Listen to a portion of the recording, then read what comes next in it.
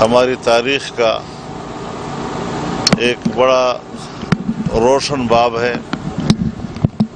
اس دور میں بڑے لوگ دنیا میں آتے ہیں، ایک نسب العین لے کر آتے ہیں، ایک مشن لے کر آتے ہیں، لیکن ڈاکٹر صاحب ان کچھ خوش قسمت لوگوں میں سے ہیں جو اپنا مشن پورا کر کے دنیا سے گئے ہیں، اور انہوں نے پاکستان کو اور پاکستانی قوم کو بہت کچھ دیا ہے۔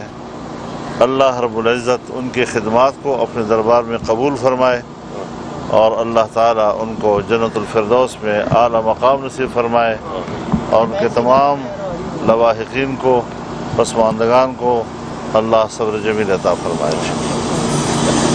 تو مولانا صاحب، جو آج کل نوٹیفیکیشن رکنے والا ہے، کوئی ایک سلسلہ چل رہا ہے، تو D G I S I کا پریس ریلیز آ جاتی ہے کہ نوٹیفیکیشن ان کو تعینات کر دی کہ نوٹیفیکیشن ابھی تک نہیں ہوتا۔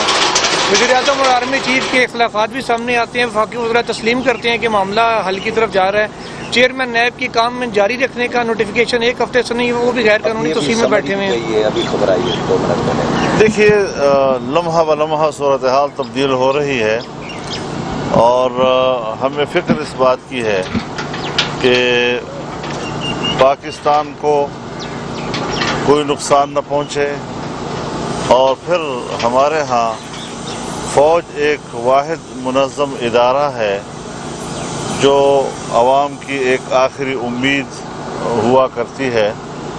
اس حوالے سے جو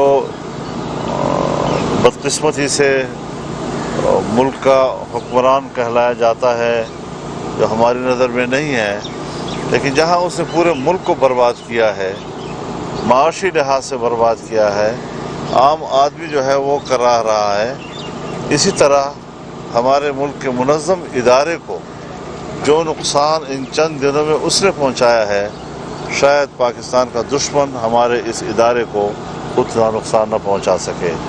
خدا کرے صورتحال بہتر ہو جائے اور بہتری کی طرف ہمارا ملک جائے، لیکن میں سمجھتا ہوں کہ ہر ادارے کو اب یہ بات تسلیم کر لینی چاہیے کہ یہ حکمران یہ پاکستان کو دبونے کے لیے آئے ہیں، پاکستان کو ترقی دینے کے لیے نہیں آئے۔ مولانا صاحب، D G I S I کا عہدہ جو ہے وہ ہمیشہ 2 کشتیوں میں سوار ہوتا ہے۔ بطور D G I S I وزیر اعظم کا اختیار ہوتا ہے کہ تعینات کریں، بطور لیفٹیننٹ جنرل آرمی چیف کا اختیار ہوتا ہے کہ وہ ٹرانسفر کریں۔ تو ہونا کیا چاہیے کسی ایک کو؟ تو مطلب اگر 3 نام بھیجے جائیں گے تو یہ ہمیشہ کے لیے یہ ایک مثال قائم ہو جائے گی کہ ہمیشہ 3 نام بھیجوائے جائیں گے۔ دیکھیے، مسئلہ D G I S I کا نہیں ہے، مسئلہ ایک لیفٹیننٹ جنرل کا بطور D G I S I کا، لیفٹیننٹ جنرل کا۔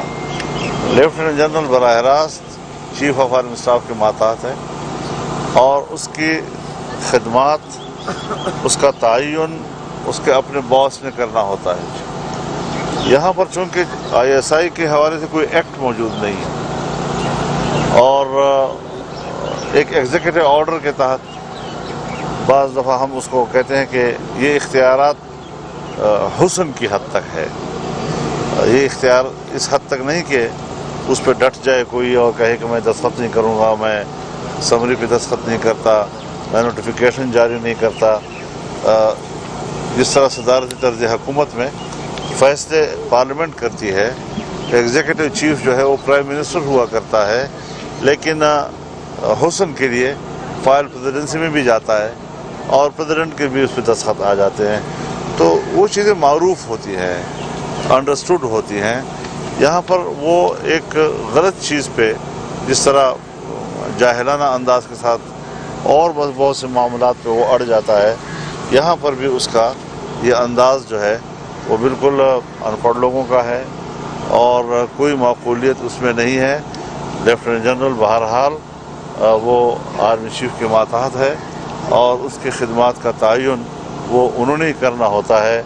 اس حوالے سے فوج کے جو دائرۂ کار ہے اس میں اس حد تک پرائم منسٹر کو چلا جانا کہ وہ ملکی نظام ہی جام ہو جائے، اور کمانڈ کا مسئلہ ہوتا ہے۔ اب جو شخص پبلک کو، ان کے اپنے محکمے کو پتہ چل گیا کہ میرا باس جو ہے وہ یہاں سے چلا گیا ہے یا جانے کو ہے، उसका कमांड कमज़ोर हो जाता है। तो जहाँ पर वो है वहाँ पर भी उसके कमांड का ख़त्म हो जाता है, जहाँ उसने जाना है वहाँ उसने अभी कमांड नहीं लिया, तो इस तरह पूरा इदारा जो है उसका कमांड जो है वो मुतासर हो जाता है। तो ये हशर किया है हमारे जो यूनिटी ऑफ कमांड का जिम्मेदार कहलाता है कि कमांड का बेड़ा ही गर्क कर दिया उन्होंने। मौलाना साहब आप हमेशा से मुतालबा करते हैं दोबारा हम उसी जगह पे आके खड़े हो गए हैं जहाँ पे आज से 22 साल पहले थे। ऐसा ही एक इक़दाम मियां नवाज शरीफ ने भी उठाया था, उसके बाद सूरत-ए-हाल का क्या आप क्या कुछ ऐसा खतरा तो नहीं देख रहे, कोई ऐसी सूरत-ए-हाल तो नहीं बन रही? देखिए, सब चीज़ें हम समझते हैं कि मुशावरत के साथ चलती है और एक मुस्तकिल मौक़िफ़ हमारा है, मुस्तकिल मौक़िफ़ कि आइन ने जिसका जो दायरे इख्तियार मुतय्यन किया है उसी दायरे इख्तियार के अंदर रहते हुए अपना किरदार जब हम अदा करेंगे तो कोई मुश्किल पेश नहीं आएगी। अगर मुश्किलात पेश आई हैं तो इसी वजह से आई हैं कि पार्लियामेंट के इख्तियार में किसी और ने मुदाखलत की है, फ़ौज के इख्तियार में किसी और ने मुदाखलत कर दी है, तो इससे मुश्किलात तो आती हैं।